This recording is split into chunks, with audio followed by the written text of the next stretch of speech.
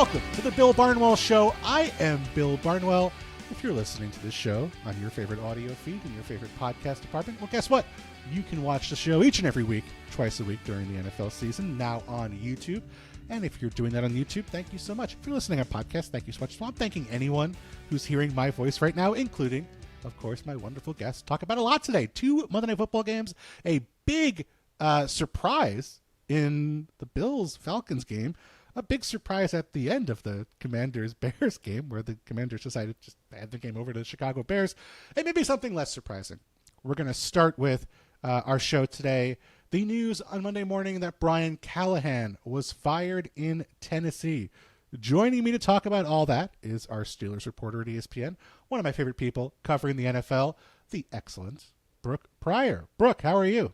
I'm good. I'm glad that Venmo that I sent you to hype me up really is cashing in early. So that is money well spent. You're back from 2 weeks abroad. You're back from covering the Steelers in Dublin. You're a person, a world traveler about Europe.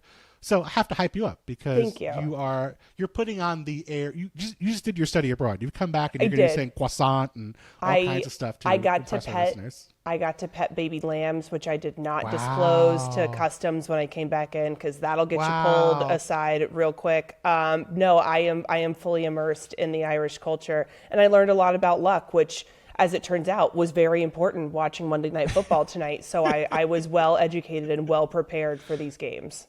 I think a baby lamb might have enjoyed the weather in Washington as the Bears and Commanders decided to play their way through basically the remnants of whatever nor'easter we were supposed to get on the East Coast here on Monday night. I know both of us have dogs. I don't think either of us were thrilled about walking our dogs this evening in the weather. No. But someone who has plenty of time to do that now is Tennessee head coach Brian Callahan, who I said was fired earlier this morning as we record this Monday evening. And not necessarily a surprise. They were 1-5, and that one victory required a series of miracles from the Arizona Cardinals to pull off several gifts, some generational gifts, I would say. But I guess, Brooke, the way I want to frame this is this, because I don't think people are shocked about the Brian Callahan firing, but I just want to contextualize what this might sound like and what maybe was happening in that building leading to this decision. And there was a quote that really stood out to me that I saw going around. Tron Davenport, our colleague at ESPN, had it on Twitter. He interviewed Jeffrey Simmons, by far the best player on the Tennessee Titans, who has been excellent all season this year, even amidst what has been an awful rest of the roster. And sort of almost unprompted, Jeffrey Simmons came out and said, basically, after that win against the Cardinals, the Tennessee had their worst practice week of the entire season. That they were just really sloppy, didn't come out well. They had a terrible practice on Thursday. I'm paraphrasing a little bit here. But what does it tell you, Brooke, as someone who covers a successful team, the Pittsburgh Steelers, has been a beat reporter for many years? What does it tell you when a team does get their first win? It sounds like they're maybe heading on the right track. They feel great about themselves. And then your best player comes out and says, yeah, we had a terrible week of practice. And then they get blown out by comfortably against Las Vegas Raiders, who are not a good football team either, on Sunday. Like, when you hear that, what does that mean to you? It tells me the culture is broken, and it tells me that the leadership is broken. And I look at Brian Callahan, and I have not been impressed with his game management, with his motivational styles, all of those things. And I think that at his core, you want to run a team and a culture that is a winning one and that has belief in each other and in the system and the process and takes advantage of opportunities. This is a team, if you're coming out after a win that you had no business really getting, that is a gift in so many ways, and you can't capitalize on that during the week. That's a situation where you do have to flush it one way or the other, good or bad, but I don't know. You're using a little bit of poopery on the flush if it's a win like that, and then you have to build from that.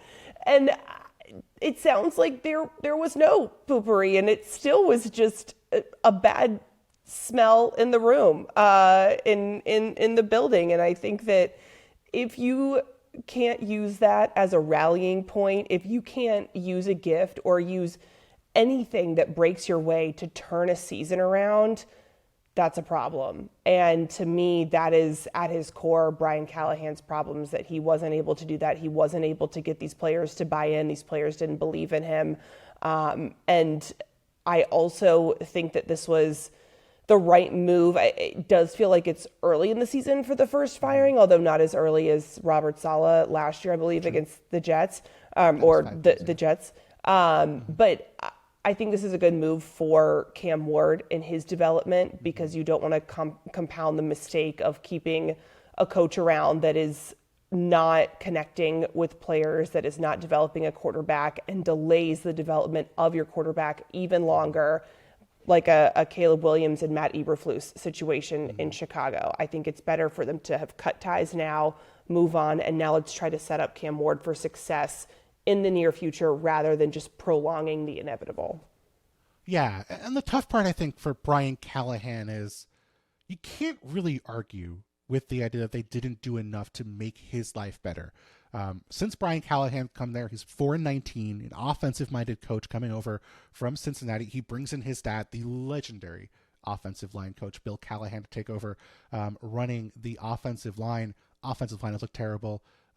Cam Ward is the worst QBR in football. The running game has been inconsistent. Like you said, the game management has been almost shockingly bad by modern NFL standards. We saw some iffy game management. I mean, we saw the worst challenge in NFL history, perhaps, tonight during the Commanders game, which we'll get to a little later on. But like since he got there, they've replaced the quarterback, they've replaced the starting running back, they've replaced the top two wide receivers, they've replaced the left tackle, the center, the right guard, and the right tackle, and the left guard is a first-round pick, who he inherited from the prior regime. I mean, it's not like this is a coach who's been starving for offensive talent. They have made significant improvements, investments. They've added free agents, signed Calvin Ridley, signed Tony Pollard, used first-round picks on J.C. Latham. I think that's the tough part is you can't really, if you're Brian Callahan, say like, oh, well, we need more dudes. Like, you got the dudes you wanted, and the offense wasn't getting better. It was getting worse. I think that's the tough part. I'm really hesitant to fire a coach in midseason just because, you're promoting someone who's on their staff. So it's not like the offense is going to change dramatically anyway, but this offense wasn't improving. I think that's the tough part is you just weren't seeing strides made from week to week. Cam Ward still holding on the football for too long. His sack rate's gone up dramatically from what it was in college, almost identical to what Will Levis's was last year. And I think last year you could kind of pin that on Will Levis, pin on the offensive line being less than 100%, but that's not the case really this year. And so I just find it tough to find an argument to keep him. The idea that they were going to dramatically turn things around, it's possible. Zach Taylor did it in Cincinnati, but it just, there was very little in the way of evidence that was about to happen. And so does put them kind of at the front of the line for maybe offensive-minded head coaches. They can go out and interview people earlier than anybody else. I'm sure we'll see a couple more firings before the end of the season, but I just feel bad for Cam Ward, I guess. This is like the hallmark of a bad franchise. Like, even if I think what you said is true, and I think they needed to make a move for Cam Ward's sake, you would hope that you did not need to make a move for Cam Ward's sake. You would hope that you were not going to be in that cycle of, bringing in new offensive coordinators, bringing in new head coaches. Just, that's just the easiest way to screw up your quarterback. And I think that they had to do something because I think Brian Callahan was already screwing up the quarterback, to your point. But it's just sort of like a reflection on, okay, this season is basically going to be a write-off. Like, it's really going to be about who they hire next. Kind of the same way you felt about Caleb Williams around this time last year when they were going to fire Shane Waldron and just sort of try to figure things out. And it's just a bummer. I mean, that's a really exciting quarterback. I think a lot of people were excited. We've seen some good throws. He played well late in that win over the Cardinals, had a couple of really nice throws, but just feels like they're starting over 5-6 games into Cam Ward's career. Yeah, that's exactly what it feels like. And it feels like you have to tell Cam Ward, hey, bud, like, I promise it's going to get better, but just like keep it on ice. Don't get hurt. Don't pick up any bad habits between now and when we get you another guy that's going to help you and really develop you.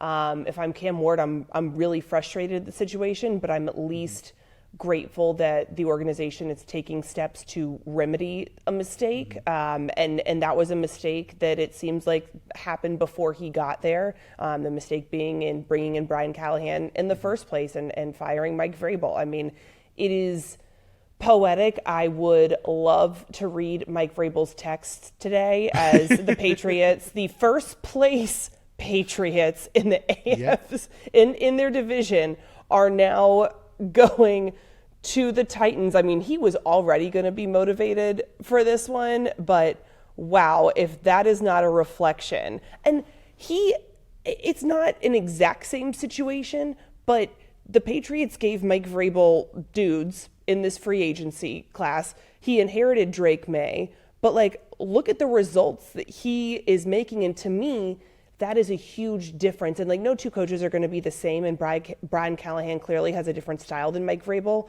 but I'm a big believer in the motivator style. Honestly, it sounds so simplistic, but the vibes style. Like, when you are around Mike Vrabel, it's the same thing as Mike Tomlin. They coach in a way that I hate to say it's vibes based, because that's too reductive, but they are motivators. They know how to press the right buttons. They know how to capitalize on the talent that they have and maximize that, and by motivating things like that. And it seems like Brian Callahan just couldn't do that. And that's a real shame, because like you said, they moved a lot of pieces for him and he just couldn't put the puzzle together. And now you're just going to have to kind of look at this puzzle and keep it on the puzzle board and like shove it in the corner and then pick it back up when you get some free time in a couple months. Not like speaking from experience or anything of all the hobbies that I pushed to the side during the football season. But that's the state of the Tennessee Titans right now. Yeah, Tennessee, I mean, they made sourdough for a couple weeks. They decided to, start taking photos with the film camera, and then they lost the camera and never really found it again. Yep. Needlepoint. This is now, what, the fifth firing they've made in the last few years. They fire John Robinson and then hire Ren Carthen. They fire Mike Vrabel when reportedly maybe they don't have the best relationship and they want to kind of start fresh with Carthen. They fire Carthen a year later, and then hire Chad Brinker, and then now they fire Brian Callahan after a little over a year in charge. So just not a stable situation right now, and they're in a tough spot in Tennessee, both in terms of where they are now and how desirable that job is going to be here during the offseason when they presumably do hire someone to be their next head coach. So, two really interesting games here. Two results that I think are surprising. Two underdogs winning here. The Falcons and Bills we'll get to in a little bit. But I want to start with what we just saw here before we started the show here. Bears 25, Commanders 24. How can I say this nicely? A sloppy game, some would say. A game where it felt like both teams had some moments where they looked really promising. DeAndre Swift had a great game. I thought Jaden Daniels made some really nice throws. The Commanders' pass rush got going for a stretch. The Bears did have, I think, the biggest plays of the game, although the play that really ended up deciding things wasn't really a great play by the Chicago Bears. It was just a sloppy play from the Washington Commanders. They're in position. It was the 3rd and 1, if I'm not mistaken. It was 3rd and short. It was 3rd and 1. 3rd and 1 on the Bears' 40-yard line. The Commanders are nursing a 2-point lead. There is 3:10 left. The Commanders basically in position to get a first down, start bleeding the clock. The Bears had already started using their timeouts. Like, you could feel how that game was going to end. The Commanders were going to sneak away with the victory because they were, frankly, the better team to me for the vast majority of this game. And then Jaden Daniels has kind of a loose grip on the ball, tries to hand it to Bill Krosky-Merritt, kind of gets chucked into his stomach. I don't really blame JCM for this. It was sort of just like a confluence of bad things happening. Yeah. The Bears, they're going to feel like this was a revenge game. And it does seem like this is a moment for the Bears where they can look and say, okay, like, whatever things we felt about the Hail Mary last year, it's over. Like, we can put that to bed. We conquered this team that ruined our season a year ago.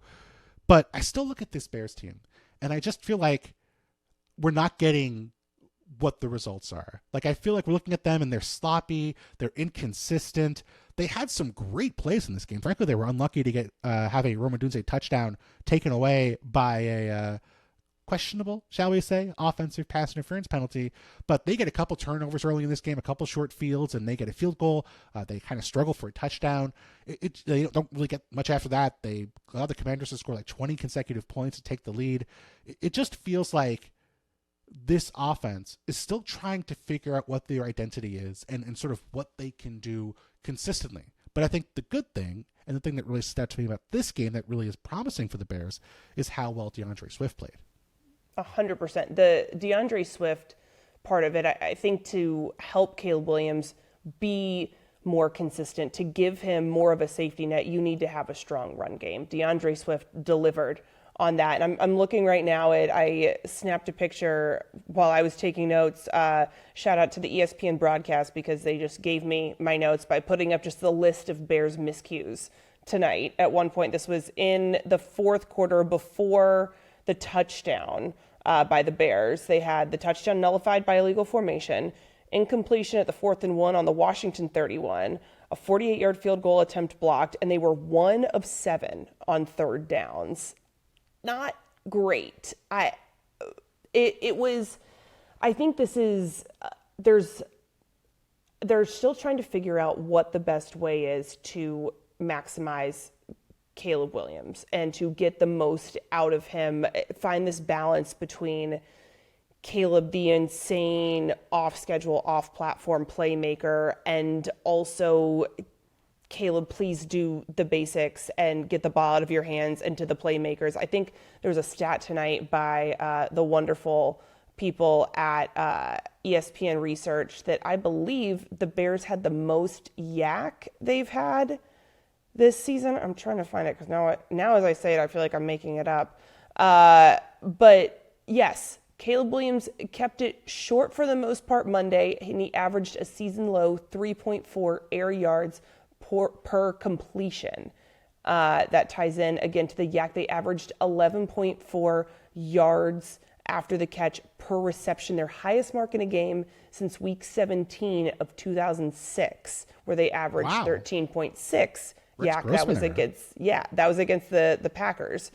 To me, that is suggesting, I think that this is more of the recipe, and you hate to say, all right, Caleb, like, please be boring. But in some ways, I think that that's how you find that balance. You get the ball out of your hands quickly. You get it to your playmakers. You get those yak yards. And then you have a strong run game. And then occasionally you catch them off guard and you have the deep ball and you show off your arm. You show off your scramble drills.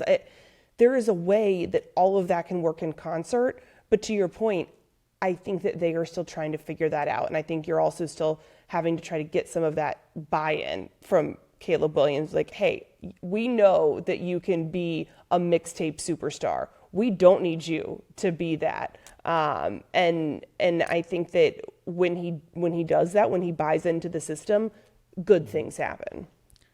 Yeah, and for Ben Johnson, I think that's the biggest step he's asking Caleb Williams to take this year, is to trust him and trust the offense, trust where his receivers are going to be, trust the offensive line. And I think you see him, especially on film when you're watching the games back, struggling with that. Not in a way where he doesn't want to do it, but just having to strike that balance between taking what's there and knowing when it's right to not take what's there and playing outside of the system. And it's funny because the Bears have now had 2 Monday night games this year, and Troy Aikman's called both the games, and both times he's been very conspicuous about sort of pointing out, oh, Caleb could have taken a shot downfield there and took something underneath, and he left a big play on the field. And it's like, well, I see what Troy's getting at, and I do see why he would say that. Troy's a Hall of Fame quarterback, and you want to take those shots when you can, but I do think that's sort of the thing Caleb Williams is struggling with and right now, and just sort of that balance between, do I take the short completion?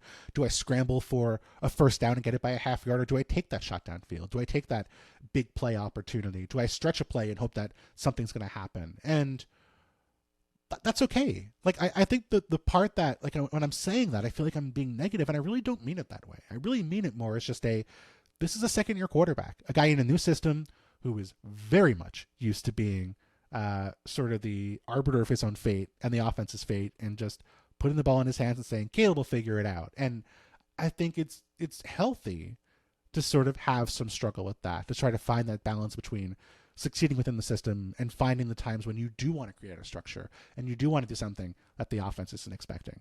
And I do think the final form of this offense is not what we're seeing right now. I do think that I think you're right in that it's definitely useful to get a ton of yak, to have some, rely more on your receivers, especially in a game where they did have trouble in pass protection. They were starting a new left tackle in Theo Benedict.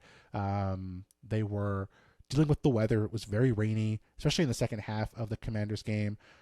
Get the ball out quick. Rely on that consistently. That does make sense. But when you look at the Lions offense and what Jared Goff does in a Ben Johnson offense, essentially, it's a lot of run, heavy play action, and then it shots downfield. It's digs for 15 yards. It's the deep post to Jameson Williams. It's these shot plays. And those are going to come. They don't have to be here yet. But I do think for now, you need something that's going to consistently move the chains and keep Caleb Williams out of 3rd and 8, 3rd and 9, 3rd and 10. And you can do that with the short passing game, or you can do it with the running game. And DeAndre Swift was really good in this game as a receiver, had a 55-yard touchdown where he broke a tackle and turned upfield, really in a key moment where the Commanders were up 8 points and kind of felt like they were taking hold of the game, and the Bears were right back in it suddenly. And then that final drive, certainly we've all seen the horror stories before about teams who got the ball unexpectedly and then were terrified to run or move the ball and ended up settling for a super long field goal, or had to, like the Jets in London last week, had to try a 4th and 8 with a quarterback who was afraid to throw the football, and that turned out to be a disaster. DeAndre Swift running for 2 first downs on that drive was such a big difference maker for the Chicago Bears. It turned that kick from something that would have been really scary with a backup kicker who had been frankly pretty bad with the 49ers to a much more makeable kick. And that was such a difference maker for this team. I really feel like that helped them win this game. And so, I think I would give the Bears like a solid B for their performance on offense. I don't know. What kind of grade would you give the Bears for what you saw from them on offense in this game? Yeah, I would say a B or a B plus. I mean, they had to luck into some things, but whomst among us has not lucked into a little bit of a higher grade than we maybe studied for. And I think that that's important, though, because when you look at the way that the Hail Mary a year ago derailed their season because of this just, confluence of factors that was shifted them off track. I think they needed to exercise that. And it's okay to win with a little luck. It's okay to win ugly. It's okay to win. The Steelers. I can hear the Steelers as someone who has seen a lot of winning ugly, Mike Tomlin, I have heard him say, I can't tell you how many times in a post game that it is better to learn from a win. I think that that's true in this case. It's not always the best to learn from a win because then you get away or you start building bad habits because you got away with it before, like cramming for a test when you probably should have just been studying all along, but you get a passing grade and you say, well, I guess I can do that again. That is not the case. But I think that for Caleb Williams, as he works to figure out the right balance for him when he has the little Troy Aikman on his shoulder, or look for the deep pass, wait, make something big happen. And then he has the Ben Johnson on the other shoulder, which is play within the system, make the right decision, do the safe thing. I think he'll figure that out, and it's better for him, I think, to continue doing that with wins, to continue to build his confidence, because we saw it get absolutely torn down last year.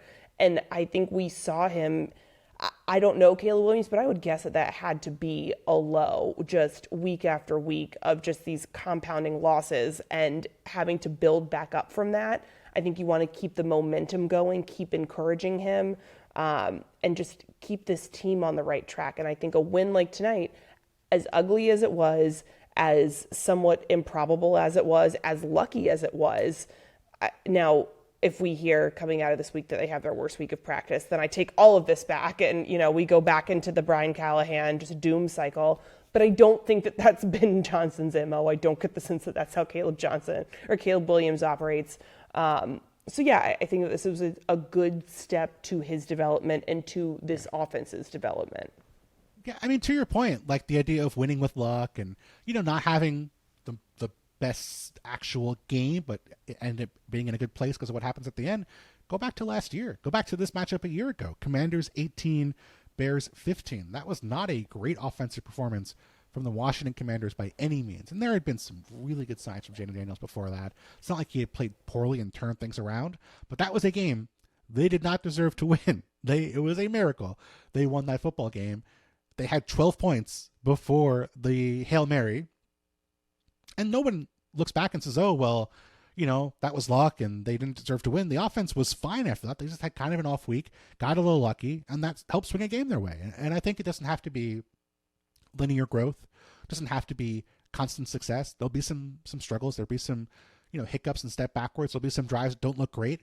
But I do think on the whole, you want to see growth. You want to see consistency. And I do think we have seen on the whole from week 1 till now, growth from Caleb Williams and growth from this Bears offense. The running game working is such a difference maker for Ben Johnson and for this team. And if they can have that be a consistent part of this team, they are going to be in good shape. They're going to have games where they drop passes. Certainly, even you mentioned the yak. There was a play where Olamide Zaccheaus was open on a crosser near the goal line where that could have been like a huge play, 40 or 50 yards of yak potentially, that they dropped. But I think in the long run, the Bears are going to be fine on offense.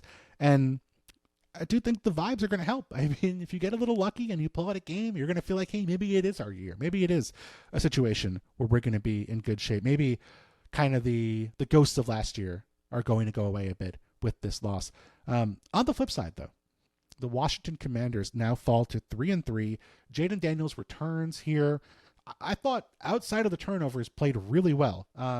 19-26 for 211, 3 touchdowns, 1 interception on a seam route in the red zone early on that cost them points, certainly. 10 carries for 52 yards, made a difference with his legs. A game where they don't have Terry McLaurin, a game where they did not have all their offensive pieces, where they're playing in the rain. I guess the part that I find frustrating is that it does feel to me that even after the offseason they had, even after all we saw from them that was so promising last year, it reminds me so much of the 2024 Texans, where so much fell on C.J. Stroud's shoulders. And when he wasn't playing perfect football, they really struggled. And it's not exactly the same. They're different kinds of teams. The Texans had a really good secondary. This team has a really bad secondary.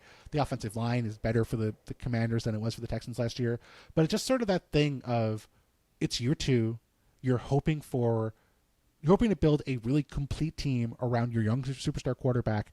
And it just felt in so many moments in this game that it was really so dependent on Jaden Daniels, whether it was with his legs, whether it was with extending plays. It was on him to make plays to keep this offense going. Yeah, it kind of feels like, and some of this is, of course, because of injury, because they did pay Terry McLaurin and they anticipated having him for Jaden Daniels. But Noah Brown. There we go.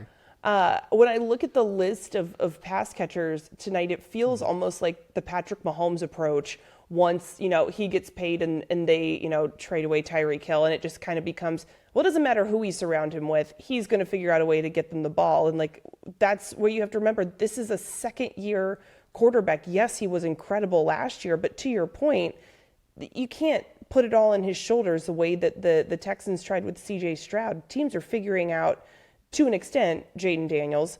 And I think that he needs more support. He doesn't need to have, as great as it has been to see Luke McCaffrey have touchdowns every week.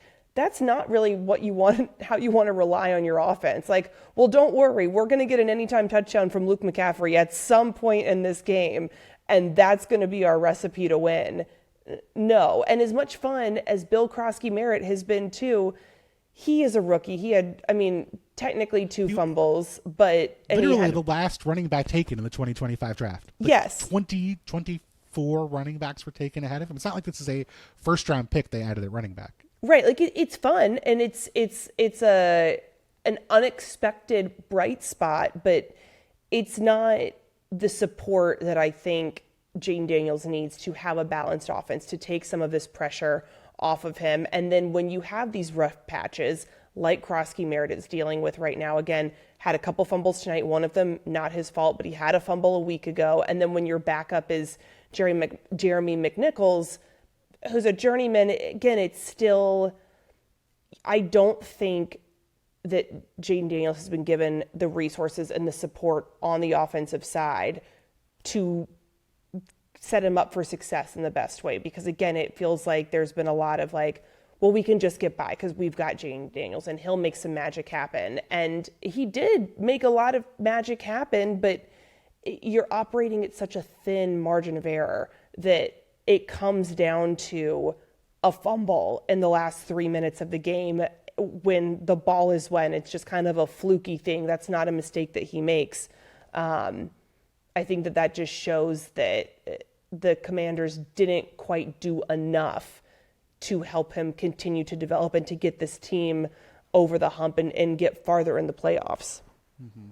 Yeah, and certainly you understand, like you said, they didn't have Terry McLaurin, and they paid him. That's going to be the biggest part of their offense. And of course, a lot of teams are going to look worse without their top receiver. But even last year, there was like a novelty to it of, oh, look, Zach Ertz is back. Austin Eckler's back. Jeremy McNichols is suddenly a great running back. Chris Rodriguez is a great running back. And they've been really aggressive trading picks away for veteran players. They traded a pick away for Debo, traded picks last year for Marshawn Lattimore, who's been a real disappointment. They trade picks for Laramie Tunsil. And this is an old football team. It's one of the oldest offenses in football around Jaden Daniels. And I think that's the frustrating part, is there's not that core of young talent, especially on offense, developing around him.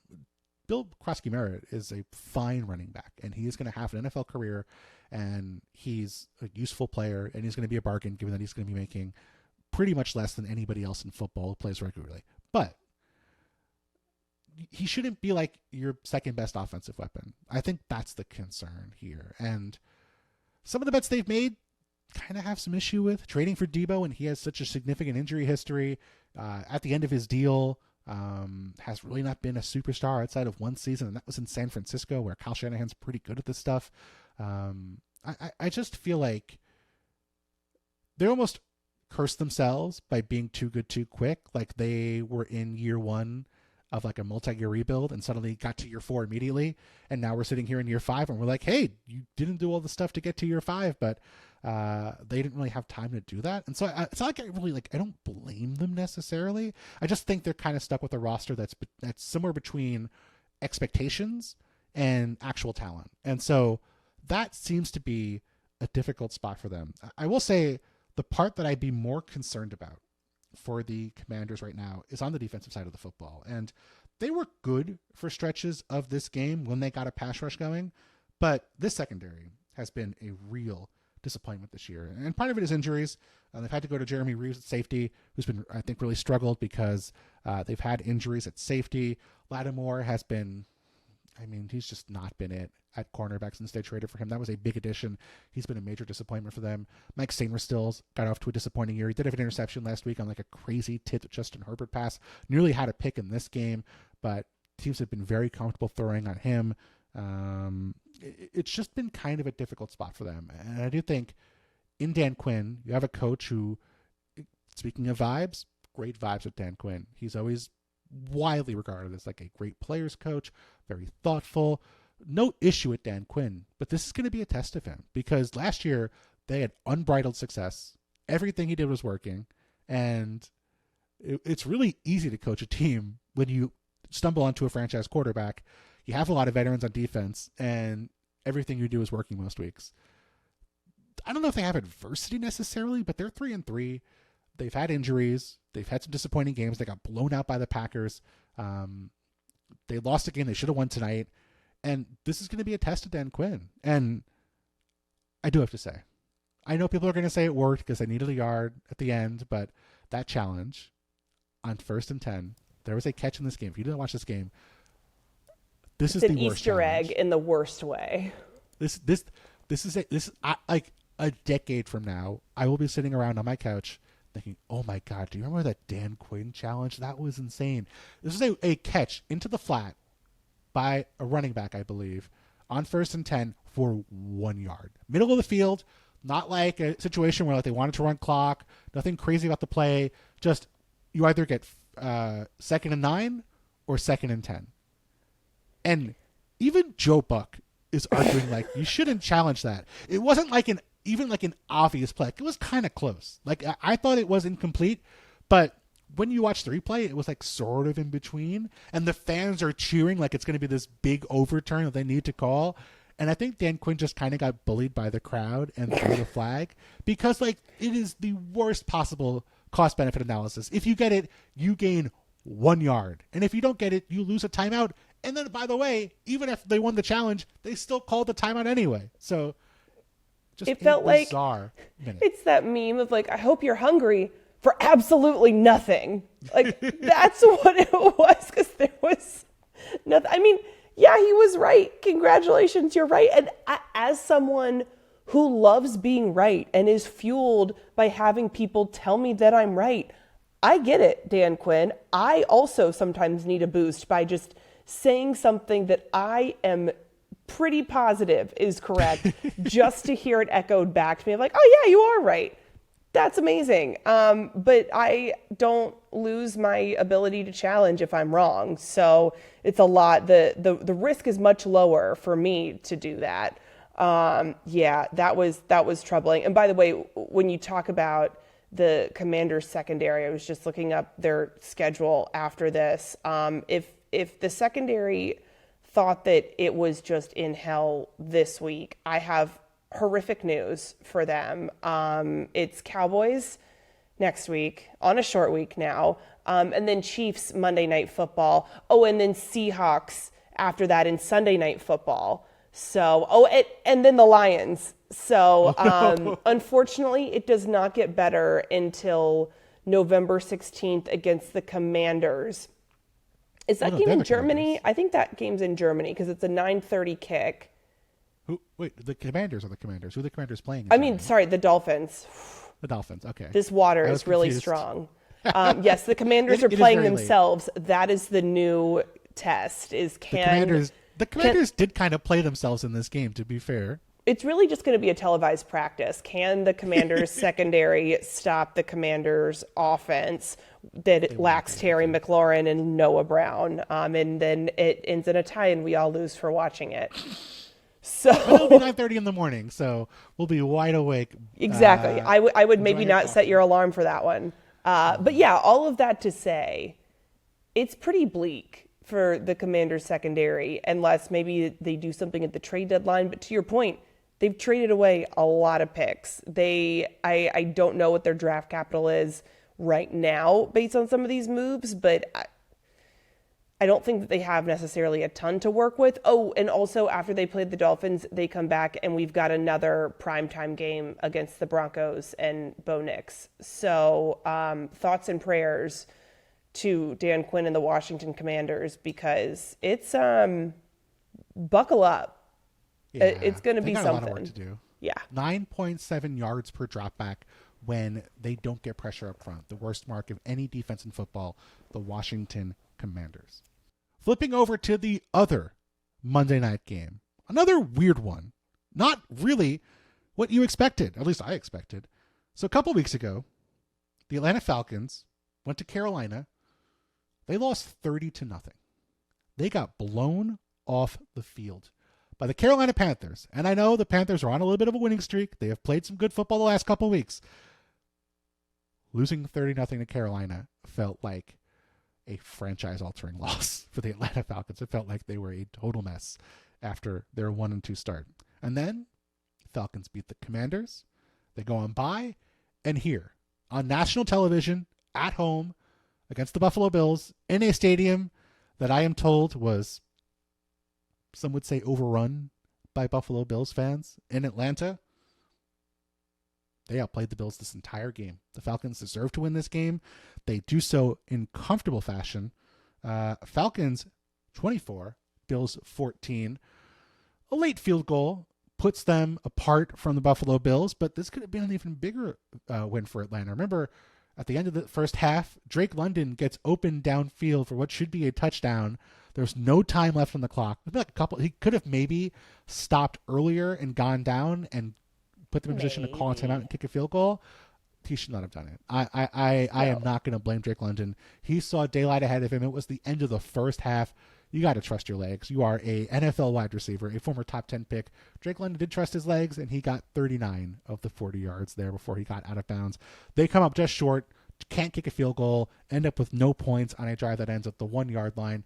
But it didn't matter even though the Bills came back and scored a touchdown, made the game look closer after halftime, Falcons really controlled this game, and they did so with one of the scariest players in football right now. Bijan Robinson looks like a monster in the passing game. He had 6 catches for 68 yards. As a runner, 19 for 170 and a touchdown, including an 81-yard score. I mean, not crazy to think he could be the offensive player of the year right now, given how he's playing. Sort of, where do you see Bijan Robinson right now, Brooke, maybe compared to some of the other great offensive players in football? Do you feel like he is sort of at the very top of like the playmakers around the NFL, or someone like a Puka Nacua? Or do you maybe put more stock in like the Saquon Barkleys of the world, who haven't got off to a great start this year, but did so much last year that you kind of can't, take them off the top of the heap yet? Yeah, I think that he's almost in a class of his own, because he is so electric. Like, I think, to me, it's more similar to Saquon, and maybe that's just because they're both running backs. But I think that he has the ability, like Saquon, to have these just electric plays, like the 81-yard touchdown, his longest career rushing touchdown. But then he also just wears you down, same way that Saquon does. I think that he's such a versatile weapon.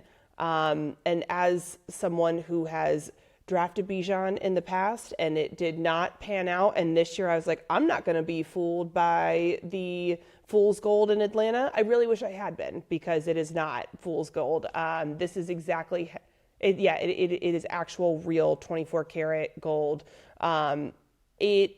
I think that this is the Bijan that a lot of people thought we were going to see when he was drafted, and also the way that the Falcons used both him and Drake London, these two young weapons. You add in then Michael Penix Jr. This is kind of the opposite of the Washington Commanders in terms of Jane Daniels has all these old guys around him, older guys around him. You don't have a young core. Atlanta has a young core. We haven't even mentioned Kyle Pitts. To me, this is the ideal situation in Atlanta for a young quarterback, to have a guy like Bijan that can absolutely take over a game. I thought the offensive line played really well tonight, blocking for him. You have a weapon in Drake London. All of these things. And again, it is crazy. This is the same team that got shut out by the Carolina Panthers. There's just something I don't, that's like Bojangles voodoo or something. That's the only explanation that I've got there. I think there was a Bo hangover potentially for the Atlanta Falcons. Whomst among us has usually Bojangles cures a hangover, but in rare cases, Sure. you can have a grease hangover. Oh, no. Happens to the best of us. Happened apparently to the Falcons. Yes. But I thought that they did a great job of capitalizing on the Bills' just lack of pass rush, lack of depth on the defensive line. They have one of their starters, defensive tackle, gets injured, popped his calf. Jones get hurt. Yes, in warm-ups. What is with warm-ups this week? The Colts had 3 players go down in warm-ups. I would simply Anthony not Richardson's stretch. fractures and orbital bones. Yeah. Nope. You just go out there cold. It's probably safer than working the resistance bands before Do you game. remember the Bruce Arians quote about stretching? He was like, "Oh, if a lion starts running at you, you're going to stretch before you start running away." You know what? Fair point. And to that I say, no, I would not. No, and I would just go. Because if I tried to stretch before he started running after me, I'd probably run into somebody else and concuss myself and miss the game and end up in protocol. So all of that to say, the Bills came into this game already incredibly banged up. A lot of guys inactive for this game, including Matt Milano, their linebacker, do everything guy. Then Jones gets hurt in pregame. At different points in the game, Terrell Bernard is hurt. Christian Beneford is hurt. So many guys on defense. And then Josh Palmer on the offense also gets hurt. So this was just a comedy of errors, like the darkest comedy possible. Not funny. No one's laughing unless they're trying to not cry. which at some points it looked like Josh Allen was maybe trying to just not cry on the sideline. He was very frustrated. And it's understandable because the Falcons, like you said, the scores, they won by 10, but it should have been a lot more. It could have been a lot more. I mean, the Bills have the drive to start the second half after, Drake London doesn't score right at halftime. And I'm with you. I loved going for it. I think it would have been the most anticlimactic thing ever if he had stepped out and then they tried a field goal. But I did think for a moment when the second half started, maybe that was a turning point. Maybe the Bills can do the thing that good teams do, where they are given a gift and now they're going to capitalize on this gift and they're going to use that to turn the tide. Right. But the Falcons just overwhelmed them. The pass rush made Josh Allen so uncomfortable. He did not have all of his weapons. He was missing Dalton Kincaid, missing a number of wide receivers. Again, this Bills team is so hurt, and it's why I'm not going to sound the alarm on them quite yet. We're not at a 5-alarm fire, but there's some smoke. The smoke alarm's going off for sure. The popcorn is smoking a little bit. There is not a flame, but get it out of the microwave and take it outside. Otherwise, your apartment building is going to hate you for the late night evacuation. Again, not speaking from experience. You're opening the window. You have a towel. You have the kitchen towel, and you are waving it, hoping that turns the smoke alarm off before anyone knocks on your door. And it's like, hey, my baby is sleeping. What's wrong with you? Exactly. You can still salvage this, but you have to work really quick. Yeah, and I think there's concerns on both sides of the football if you're the Buffalo Bills. This defense, you mentioned the injuries, and they're legit. I mean, losing to Quan Jones is not going to help your run defense. And not a surprise maybe that Bijan Robinson ran all over them, but they were healthier in week 1, and Derrick Henry ran all over the Buffalo Bills in that game. The Bills are 21st in EPA per play on the defensive side of the football. That is not in line with what you expect from a Sean McDermott defense. They thrive typically by taking away the big plays and forcing a bunch of turnovers. And, well, you saw what happened with the big plays in this game. Bijan marched up and down. He has 3 50-plus yard plays this year in 5 games after having 1 in his first 2 seasons. And that's just variance. That is not something I think he changed. We saw the guy who was at Texas. He was a freak in terms of creating big plays. I think the fluke was 23 and 24, not 2025. So Bijan deserves a lot of credit. He made guys miss. He was spectacular in this game. But this Bills defense, I mean, it is a problem. I was talking about it with Derek Klassen on Blue Sky, and I sort of joked about it, but it's true. They have to cover or hope that they can cover up bad safety play. They have Tre'Davious White at cornerback, who is, just filling in basically because they have injuries at cornerback and teams are targeting him with big plays. He had the PI on Stephon Diggs that led to a touchdown, I believe, last week against the Patriots. Their linebackers, especially with Milano out, inconsistent in pass coverage. You don't want to have them pop up. It's really the front 4 or bust for the Buffalo Bills right now. And that's kind of new. That's not something that a Sean McDermott defense wants to be doing. They've had much better safety and secondary play in the past before all their veterans got hurt and moved on or departed.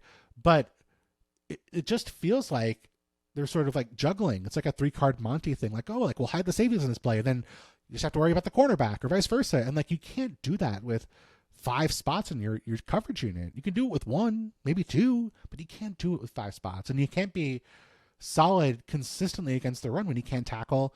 And when you play superior athletes like a Derrick Henry, like a Bijan Robinson, one mistake is going to lead to an 80-yard touchdown. That's just a very, very dangerous way to live. And then you flip it, and you have a guy in Josh Allen who can overcome those mistakes typically. But this has been a very sloppy operation the past couple weeks. There was a 12-game stretch after the Bills bye in 2024 through the postseason, through the beginning of this year. In 12 games, they turned the ball over a grand total of 1 time. And when you are turning the ball over once every 3 months, and you don't take a lot of sacks, and you go for it on 4th down, and you have Josh freaking out as your quarterback, you're going to be really hard to stop. They have 6 turnovers in their last 3 games. And that, to me, is the difference with this team, is that, and that doesn't even include getting stopped on 4th down, which happened a couple times in this game. When you're making mistakes, when you're sloppy on offense, when you're not hitting those consistent explosives, which they're not because, frankly, they don't have a great set of receivers, even when everyone's healthy. It's more about just Josh making plays, Josh making magic happen. And they've not been able to counter that the past couple weeks. The Patriots defense is good, not great. They took away the big plays and slowed them down and forced a few turnovers, and that swung the game there. And the Falcons defense did a great job of getting pressure on Josh Allen in this game. A pass rush that they invested a ton in this offseason. They went out and used 2 first-round picks and edge rushers, but their blitz has been excellent. And when Josh Allen was getting pressured and blitzed in this game, there were times where he was able to extend plays, but there were a lot of moments where just nobody was open. There was no one for Josh Allen to get the football to. And that, to me, I think is the concerning thing, is that we're sort of looking here at the Bills and saying, okay, we need Josh Allen to be the literal MVP for us to have a shot at beating, I don't know, an okay Falcons team. That seems very concerning to me. This team has played a very easy schedule since week 1, since that Ravens game. Patriots might be better than people think, but like, they're now in a stretch where I think a lot of people are penciling them in to go 6-0 or 5-1 at best or at worst, and now they're 4-2. Now that AFC race that they had a huge advantage on is suddenly wide open again after a couple losses to teams that I think a lot of people expected them to beat. Yeah, I was looking through some of the stats and everything about just how good and the Falcons pass rush was, and just the Falcons defense as a whole. And you mentioned the way that they were blitzing Josh Allen.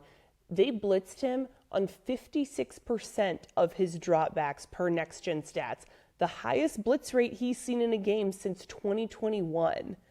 Josh Allen hates to see a Jeff Ulbrich defense coming. He struggled against him when he played the Jets, and now Jeff Ulbrich is making his life a nightmare in this game against the Falcons. But the thing that I would point to that is the most frustrating and puzzling thing about this Bills offense is the James Cook usage. He played just shy, just a little more than 50% of snaps tonight. Why would you do that? Like, when you're down a number of pass catchers, he is moving the ball well. The Bills were averaging 5.6 yards per carry. Yep. Had 134 rushing yards. 65% success rate. Yes. Yeah. For James Cook in this game on 17 carries, like, he was really good moving the ball in this game. And the Falcons, I think the Falcons' run defense is worse than their pass defense. So kind of a logical way to attack them too. Kind of takes them out of those blitzes, keeps you out of 3rd and long. Did seem like they kind of got away from that. And maybe you have Josh Allen. Maybe that's a way to, like, okay, well, we're just going to put the ball in his hands. But it did feel like that was not a winning formula for the Bills in this game tonight. No, not at all. I mean, I would like to maybe remind Joe Brady that he does have James Cook on his roster and that he is a very effective running back. Also, your organization paid him earlier this year, so maybe let's get some bang for our buck and run the ball. That was the most mind-boggling thing, and it felt like too they were using him less as the game went on, and I get that you're playing from behind and you're trying to catch up, but that is not working. Let James Cook make your explosive plays. Give him an opportunity. You have all these 3 and outs. Let James Cook cook is what you're saying. I sure am, and I don't think that James Cook would be setting off the smoke alarm. He would have the ventilator fan going. Tastefully cooking. Exactly. He would be cautious, and sometimes he'd throw in a spice, and it would really elevate the flavor of the dish as a whole. So I would like to tell Joe Brady to let James Cook cook. Yeah, I mean, that was sort of the story when Joe Brady took over was, Ken Dorsey was throwing the ball too much, and they were just leaning into the pass, and they needed to run the ball more, and James Cook was a big part of why they seemed to find kind of a stability and a balance on offense. And, it's one thing if it's not working, one thing if the running game's struggling, okay, I could see getting away from it, but like you said, 17 for 87 from James Cook, a success rate over 60%. They were efficient and effective running the football, and this was a 1-score game until the very end when the Falcons kicked a field goal. And not like you can't run the ball in a 1-score game. It's not like they were down 3 touchdowns and had to throw to catch up. So I do think that's something they're going to look back and say, we probably got away from it a little too early, and we needed to get back to that. Let me finish with this question for you, Brooke. It's been a very topsy-turvy for 6 weeks in the AFC. The Chiefs were dead, and now they look like they're great. The Bills were dominating, and now they've lost 2 straight. Is there any team you feel really confident in the AFC? And if you want to leave the Pittsburgh Steelers out of this conversation, you certainly can. If you want to include them, you can. I'm not going to make you pick the Steelers or not pick the Steelers, but is there any team you feel like separates from the pack right now in the AFC, and you would say, yes, I feel confident this is the best team in the AFC? I think because we are recording this on Monday night and I watched the Chiefs convincingly beat the Lions on Sunday night and look like vintage Chiefs in every phase, I still feel confident in the Chiefs. They've had some fluky losses. They're getting Rashee Rice back. They had like the fluky Xavier Worthy injury. Like the vibes were very weird at the beginning of this season, but I am going to feel confident in the Chiefs until their record is like they are about to miss the playoffs. I am going to be confident in them until they miss the playoffs, honestly, because that's just what we've learned over the last however many years since Patrick Mahomes has been the starting quarterback and Andy Reid has been his head coach, which has been the entire time. The Kansas City voodoo magic works, and you have to be they have given me no reason to not be confident in them after seeing the Lions game. I will say the other team, my confidence is getting stronger in the Steelers. And that's because offensively, I wrote about this for our power rankings tomorrow for I think our question that we're answering is what's a trend for your team, or what's a narrative? What do you know to be true about a team after 6 weeks? And mine is that Aaron Rodgers doesn't have to be the hero. They don't need him to do everything. They have figured out the run game is getting better because they're using Spencer Anderson and just a mountain of a man in Darnell Washington to be extra blockers. They're also now using Darnell Washington as a receiving threat, a massive mismatch. He is huge. He is literally a receiving offensive lineman. And I love that for him. I still don't know how he moves on the field, and then I see him walking around off the field, and it looks like his knees are as old as my 75-year-old dad's. But he's a marvel. And then in the receiving game, they're getting the ball to DK Metcalf, getting him out in space. He's picking up yak. They do have the injury to Calvin Austin right now. That's kind of a concern. There are some holes. Defensively, though, they're healthier. They're playing better. They've played way better in the last couple weeks. I think that they've been much better at stopping the run. So things can still go wrong. I'm still not sure what this Steelers team's ceiling is, but they've got a huge boost just based on how the rest of the division has gone. I think the biggest thing is going to be attrition.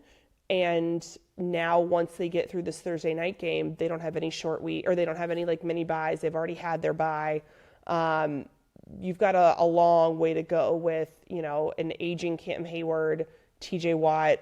Yes, he is playing at an incredible level, but it was just his birthday. He's 31.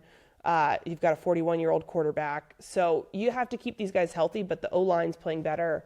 So I don't know that I feel that they're on the same level as the Chiefs by any means, but I do think that in a, like you said, topsy-turvy AFC, they are a little more stable, I think, than some of these other teams. Yeah, and they have, like you said, a very clear path to winning their division. If the season ended today, number one, it'd be weird. Number two, the Colts would be the 1 seed in the AFC. Steelers, the 2 seed. The Chiefs would be out of the playoffs. They would be the 8 seed at 3-3. And yet I kind of agree with you that they're the team I would be most scared to play right now, or they stand out to me as perhaps the best team in the AFC. So like I said, a very weird first 6 weeks of the season in the American Football Conference. Brooke, you mentioned that you are contributing to our power rankings tomorrow, talking about the Pittsburgh Steelers. If people want to check out your Steelers coverage, power rankings or non-power rankings related, where can people do that? They can do that on ESPN.com or on X or on their linear cable ESPN channel or on the app. And this week, ahead of Thursday Night Football, I will have a story on tight end Jonnu Smith and his kind of crazy coincidence, divine intervention, whatever you want to call it, and with his brother, who is incarcerated just an hour from Pittsburgh, and the work that he is doing to do prison outreach at this prison, and what it means to be only an hour away from his brother in the last year of his incarceration. So it's a really cool story, and I am really excited about it. Very cool. You should check that out. Brooke is one of the best beat reporters out there covering any team. The Pittsburgh Steelers. One of the many reporters who antagonized, many would say terrorized, Mike Tomlin during his press conference today. Thankfully, Mike Tomlin made it through, so brave and so tough of the legendary Steelers head coach. But check out Brooke's work over on ESPN.com. And thanks so much for watching today's show. And thank you, Brooke, for coming on late, as it's past 12:30 here on the East Coast. Thanks so much for joining us on the show today. Thanks for having me.